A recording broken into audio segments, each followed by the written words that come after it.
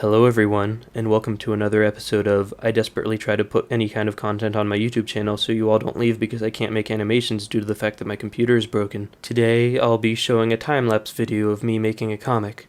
I figured some of you might want to see this, and I'll sort of talk over it to explain my process. Okay, so the first thing I always do is make the borders. I don't know if this is the best way to make rectangles, but Paint Tool Sci doesn't have a rectangle tool, so it's the best way I know. And if there is a better way to do it that I don't know of, then I've probably been doing it this way for too long to change anyways. So the next thing I do is make a rough sketch to get the layout and positioning of the characters to the text. For this comic it was pretty straightforward because it's just me talking for most of the frames except for a couple. Something I won't do during this commentary is explain the joke of the comic. Many of you have probably already seen it, and if you haven't, you'll have to either wait till the end of the video to see the full comic, or just click on the link in the description that takes you to the finished piece. I have a strict policy against vocally explaining a comic, or even explaining a joke in general. Comics always sound bad if you try and tell them to another person without actually showing them the comic. It's just that you usually can't portray all the things that make the comic funny with words. Like half the punchlines to my comics are in the facial expressions.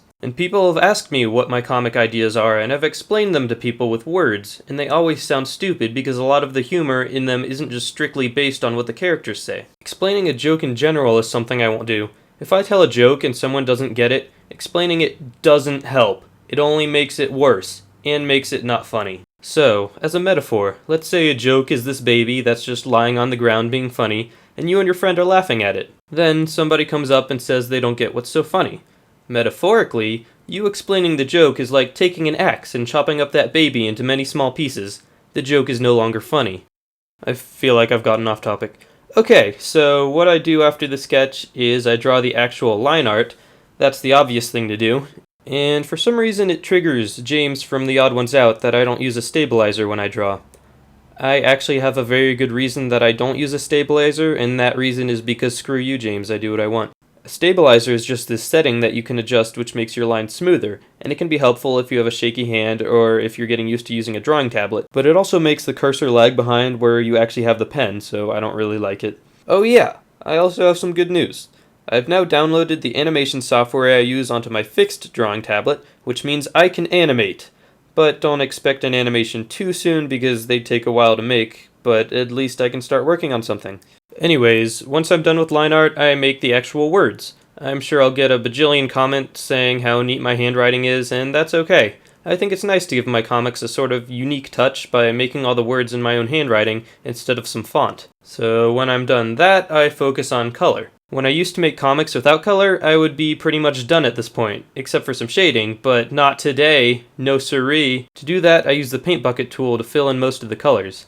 I usually open another comic strip I made so I can get the exact same colors for my hair and jacket and stuff, so the colors stay consistent with each comic. Now I have to fill in all the speech bubbles white because I'm going to have some background color, and I like to have that little gap at the end of them. This takes longer than I wanted because I recently re-downloaded Paint Tool Sci after having to reinstall Windows 10 to get my tablet working, and the paint bucket tool was on transparency instead of color difference, so that threw me off and probably meant nothing to most of you, but I said it anyways. Why? I don't know. Moving on. I use the airbrush to make the background because that's what the sky looks like. It's wider towards the horizon and it gets bluer the farther up you go.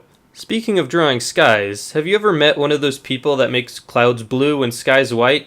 Yeah, that's something that a lot of young kids do, but I'm talking like high school age or older, because I have. My freshman year, I was in the basic art class that explains boring things like perspective, and there was this dude in there that swore by his life that clouds should be colored blue, not white.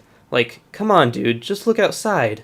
Actually, that wouldn't have done him any good because I lived in Ohio at the time, and 90% of the weather in Ohio was just gray clouds across the entire sky. It's like London over there, but without all the cool architecture and stuff, so it's pretty lame. No offense to anyone who lives in Ohio and enjoys it or anything. I completely understand. You just don't know what you're missing out on. Anyways, the last thing I do is the shading. I do the shading for the white parts and the colored parts separately. For the white parts, I just use a gray color, and I like to use an airbrush because I like the sort of gradient effect it gives it. That's mainly noticeable when I shade the heads. It's just a nice touch that I like instead of solid color. For the colored parts, I use a really light gray and make the layer a shading layer. That way I don't have to change the color of the shading based on what color I am shading. It just basically automatically darkens whatever color you're going over. So that's about it. You have now seen another time-lapse drawing instead of an animation, just so I can keep some sort of videos on this channel that I'm trying to keep alive. So you're welcome. This video made me realize how hard it is to talk for a whole 7 minutes, so I kinda got ahead of myself with the commentary and I haven't gotten to a lot of the parts in the actual video. So I'll just play music for the remaining 2 minutes or something. Anyway, thanks, bye.